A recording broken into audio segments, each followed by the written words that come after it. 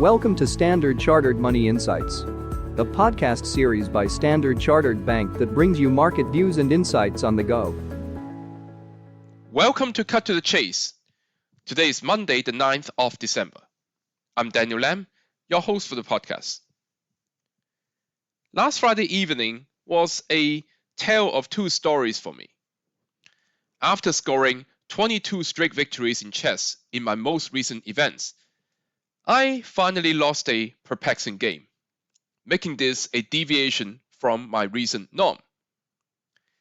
However, the US November non-farm payroll number was in the norm. It's almost a continuation of the trend, a slowing but not collapsing labor market. The non-farm payroll rose by 227,000 versus an upwardly revised 36,000 in October, leaving the three-month average at 173,000.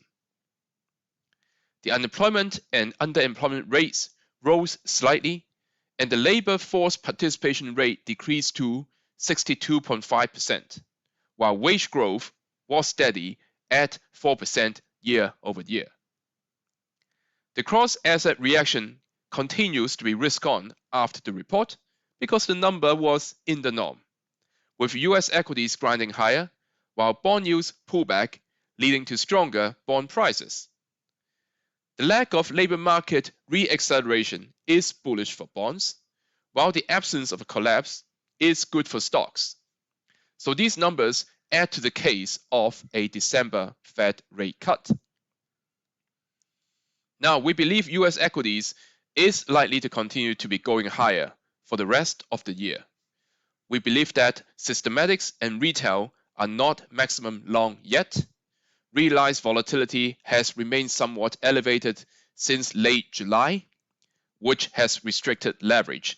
So if we avoid a significant hiccup over the next few weeks and volatility grinding lower, CTAs and other volatility control strategies can add exposure to US stocks and take us back towards late July positioning highs. And as for retail investors, they're more willing to remain invested when markets are up year to date, particularly via ETF purchases. So this will provide a level of support for US equities in the coming weeks as well. And this is especially true for small caps, where we know retail buying has a significant impact on price performance, and small caps remain relatively uncrowded versus the broader US equities, and compared to banks, which is a relatively overcrowded trump trade. So for the current investors in US equities, the risk of a significant pullback seems to be limited, but positioning is heavy, and they may consider rotating some of their exposure into the less crowded trump trades with lighter positioning, such as the US small caps.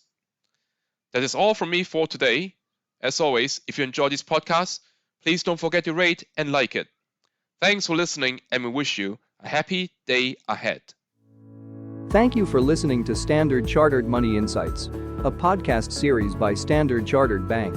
For more details, visit Market Views on the Go on our website or click the link in the description.